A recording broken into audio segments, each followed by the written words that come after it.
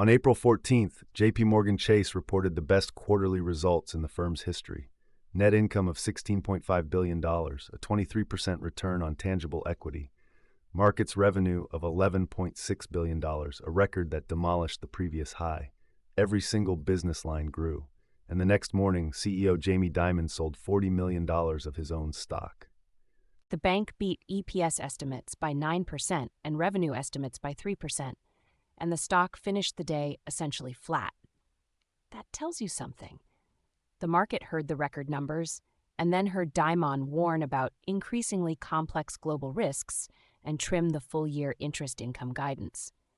Investors are never quite sure which Dimon to believe, the one running the record quarter or the one preparing for a wide range of environments. We're covering JPMorgan Chase, ticker JPM.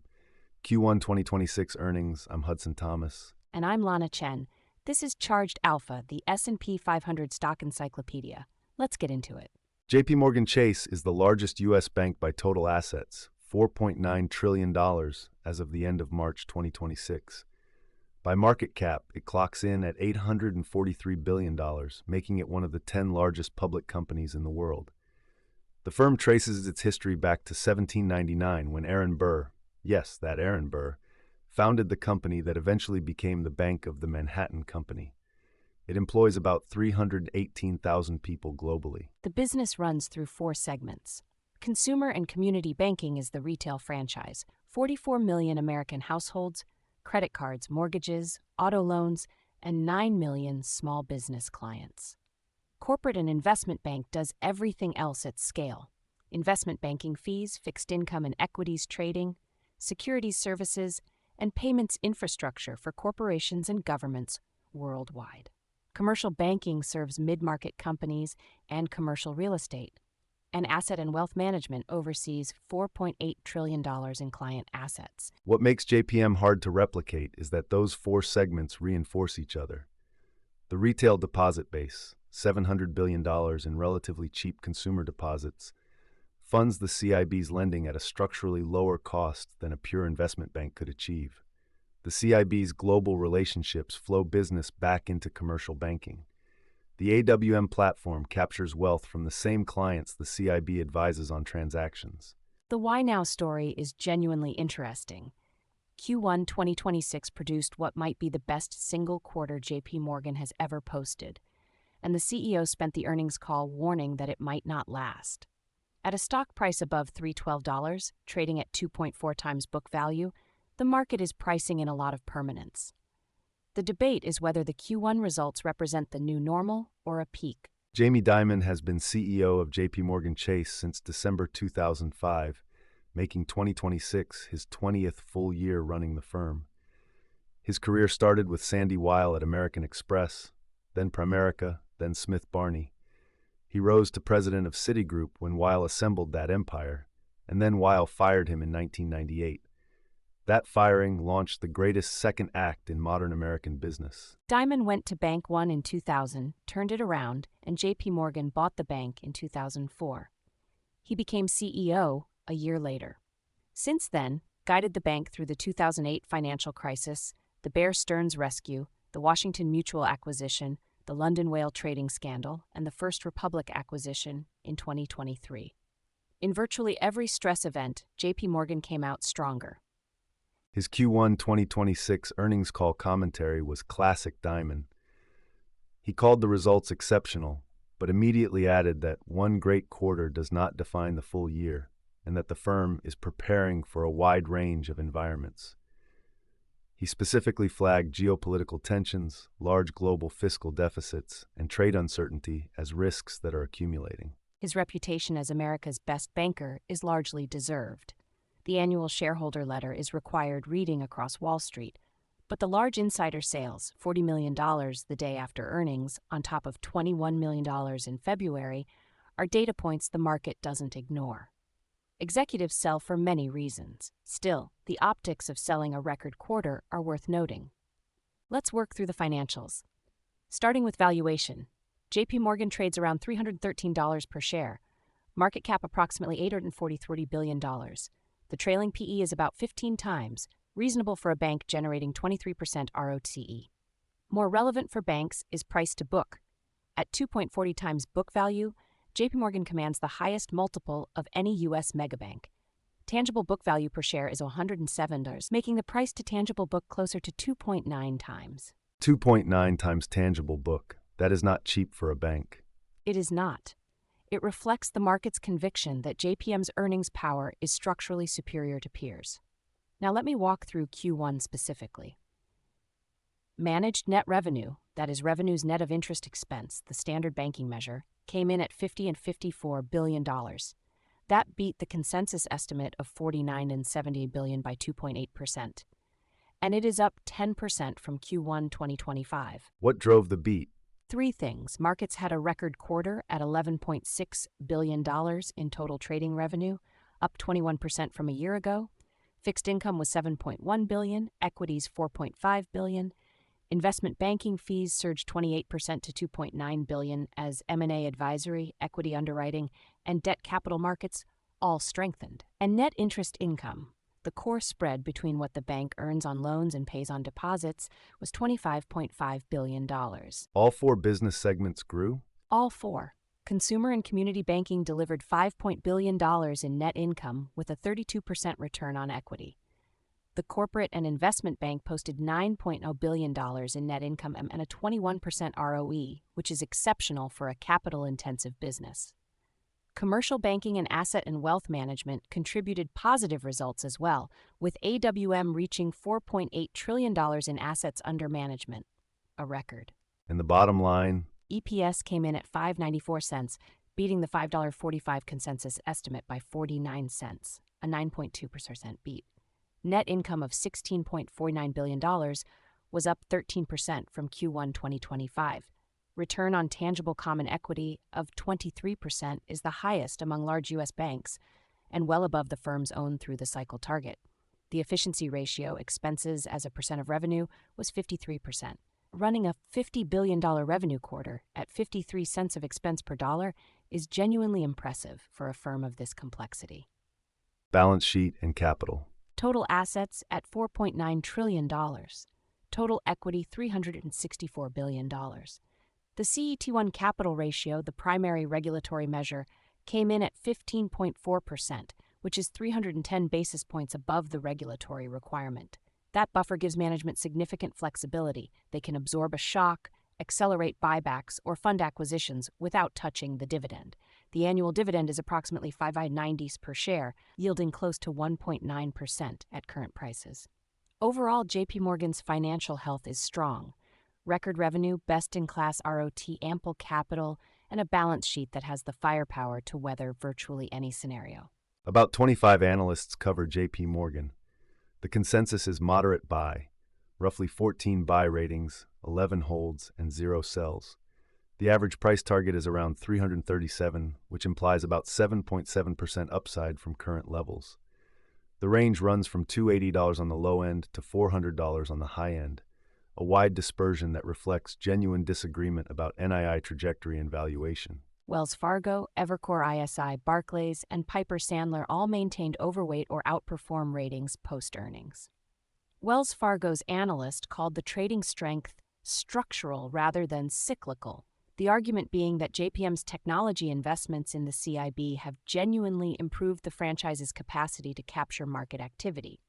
Barclays reiterated the buy rating on April 17th, citing the 23% ROTCE as the strongest among large-cap U.S. banks. What about the hold camp? Truist maintains a hold, focused on valuation. At 240 times book, JPM is priced for continued execution at a level that leaves little margin for error. Morgan Stanley is at equal weight, cautious about the NII trajectory. The core debate between the buy and hold camps is whether the guidance trim from $104.5 to $103 billion for full-year NII signals the beginning of a longer downward revision cycle or is a one-time markets NII adjustment. How did the stock react on April 14th? The stock had a muted session. After initially rising on the EPS beat and record trading numbers, shares faded as investors processed the NII guidance cut. The stock closed roughly flat for the day, which is an unusual reaction to a 9% EPS beat. It tells you the market had already partly priced in a strong quarter, and that the NII revision was the story it wanted to interrogate. The bull case for JPMorgan starts with franchise quality. This is the best bank in the world by virtually any operating metric: ROE, ROT efficiency ratio, loan quality, capital generation. The 23% ROTC in Q1 is not a fluke. It is built on a multi-decade investment in technology, talent, and relationships that competitors cannot replicate quickly. The trading story is the key upside surprise. Markets revenue of $11.6 billion is not just a strong quarter. It is evidence that JPM's CIB platform, after years of technology investment, is now competing with Goldman Sachs for capital market supremacy. If that $10 billion plus quarterly trading capacity is structural rather than cyclical, the earnings power is meaningfully above what consensus models have historically assumed. Investment banking is the second catalyst. IB fees of $2.9 billion represent a 28% increase. M&A advisory, equity underwriting, and debt capital markets are all recovering. A multi-year deal cycle typically runs for several years once it starts. Companies that pause transactions come back to market, and JPM captures outsized share. The AWM business is the quiet compounder. At $4.8 trillion in assets, every 100 basis points of performance generates $48 billion in AUM appreciation without any new client or any new effort.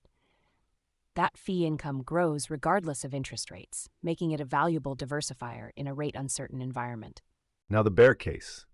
The NII guidance trim is the story the market is wrestling with. Cutting the full-year forecast from $104.5 to $103 billion on the same day you report a record quarter is not an immaterial disclosure. It signals that markets' NII, the interest income earned on the bank's trading book, is more volatile than models assumed, and volatility on a $103 billion base matters. Trading revenue is the second bear argument. The $11.6 billion Q1 was driven significantly by macro client activity, companies and institutions hedging against trade policy uncertainty, currency volatility, and geopolitical risk. If that volatility normalizes, trading revenues normalize with it. A $7 to $8 billion quarterly trading run rate is still strong, but it produces a very different EPS picture than $11.6 billion. Credit costs are the third variable. Q1 provisions of $3.3 billion are historically low for a bank with JPM's consumer and commercial exposure.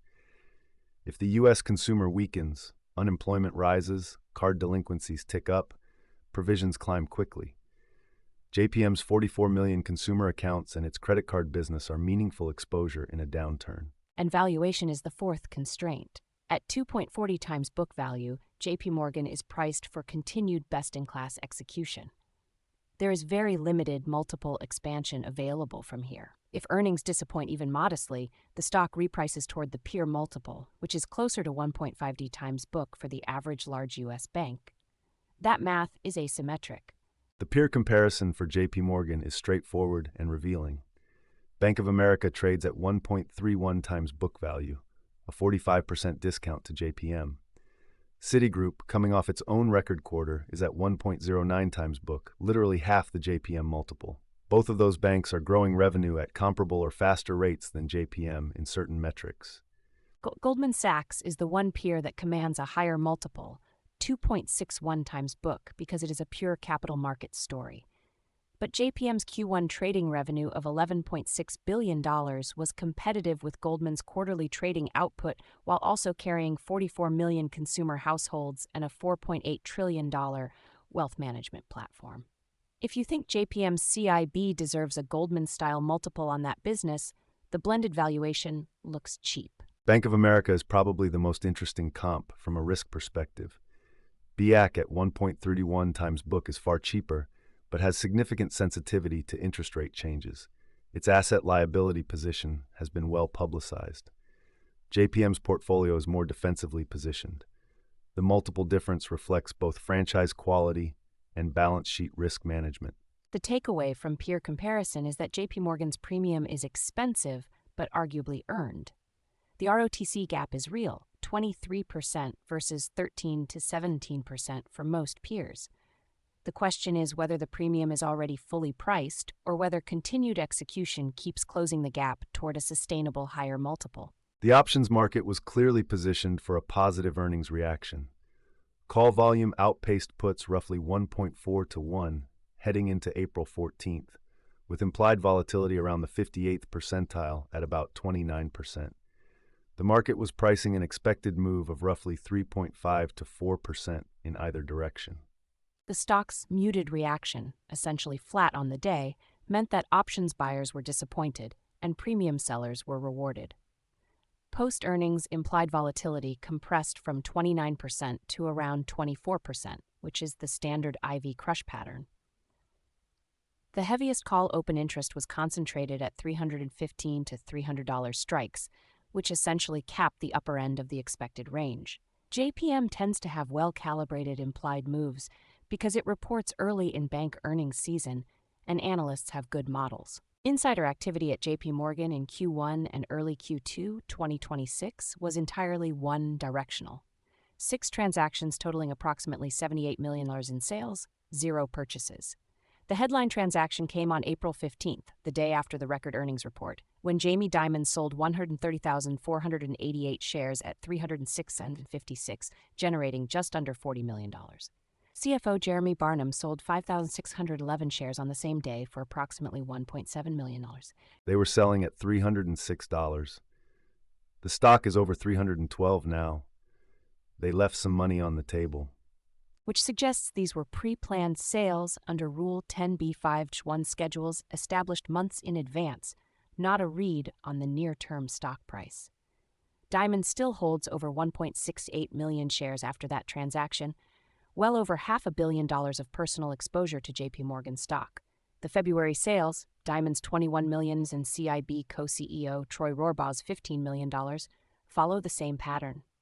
No insider buying across any of the transactions is worth noting, but it is not alarming in the context of a stock near multi-year highs. 3 things to watch closely for JPMorgan from here. First is the NII trajectory. The $103 billion full-year guide already represents a downward revision. If rate expectations shift further, either more cuts than expected or a market's NII environment that deteriorates, the number could be revised again. Watch the quarterly NII print and management's guidance language on each earnings call. Second is trading revenue sustainability. The $11.6 billion markets quarter was the firm's best ever. The macro volatility environment that drove client activity, trade policy uncertainty, currency swings, geopolitical tension, could persist or could normalize. A return to a $7 to $8 billion run rate is still strong, but it materially changes the math on full-year EPS. Third is credit quality. Q1 provisioning of $3.3 billion looks manageable today. If U.S. unemployment rises meaningfully, even from a low base, net charge-off rates across the 44 million consumer accounts climb faster than models assume. Watch the quarterly net charge-off rate in consumer banking and any changes to management's tone on credit reserves. And succession is the long-run strategic wildcard. Dimon has been indispensable to JPMorgan's culture, capital allocation, and investor relationships for 2 decades. The board has capable successors developing internally, but the transition, when it comes, will be one of the most significant events in American banking for years. JPMorgan Chase posted the best quarter in the firm's 227-year history. Net income of $16.5 billion, ROTC of 23%, record markets revenue of $11.6 billion, investment banking fees up 28%, every segment contributing, and a capital cushion of 15.4% CET1 that provides optionality no competitor can match. The risks are real. NII guidance already trimmed, trading revenue driven partly by macro volatility that may moderate, credit costs that are historically low and have only one direction to go, and a valuation at 2.40 times book that prices in sustained perfection. Jamie Dimon selling $40 million in stock the day after a record quarter is the data point the bears point to. The key metric from here is the NII trajectory. If JPMorgan holds the $103 billion full-year guide through Q2 and Q3, the bull case strengthens. If the number gets revised down again, especially the non-markets component, which management said was stable, the story changes materially. The efficiency ratio is the secondary metric. Running at 53 cents of expense per dollar of revenue is best in class. As revenue grows faster than expense, the operating leverage story the multiple justification builds. Watch for any expense creep that signals the firm is losing its cost discipline at scale. We close every episode with a quote that fits the company. For JPMorgan Chase, we went all the way back to the source. John Pierpont Morgan himself, the man who essentially invented American investment banking, once said, "A man always has two reasons for what he does, a good one and the real one." Fitting for a bank where the headline numbers and the management commentary tell different stories in the same breath. That cuts right to the heart of the Q1 narrative. The good reason for the guidance trim is conservative, disciplined forecasting. The real reason might be that Diamond sees the rate environment shifting in ways that aren't fully visible in one exceptional quarter. And hey, if you want to run the same research workflow we use to build these episodes, everything's free at chargedalpha.com. 11 screening tools across stocks, ETFs, options, crypto, bonds, REITs, commodities. No sign up, no paywall. The same data that powers this show is sitting there waiting for you to run your own screens. Check it out. Until then, I'm Hudson Thomas. This podcast is for informational and educational purposes only. Nothing discussed today constitutes a buy, sell, or hold recommendation for any security mentioned. All investments carry risk, including the risk of total loss of principal. Past performance does not guarantee future results. Always do your own research and consult with a qualified financial advisor before making any investment decisions. The hosts and producers of Charged Alpha may hold positions in securities discussed on this show. This episode was researched, written, and produced using AI-assisted tools. All data has been aggregated from publicly available sources and may contain inaccuracies. Data is current as of the recording date and may have changed. Ooh-wee-doo! That ticker tape starts dancing fast. A bull market thrill that's built to last. Dividends are ringing up the swing. Listen to that sweet ka-ching. It's a Wall Street swing. That fast-paced rhythm makes you sing. Yeah, the Wall Street swing.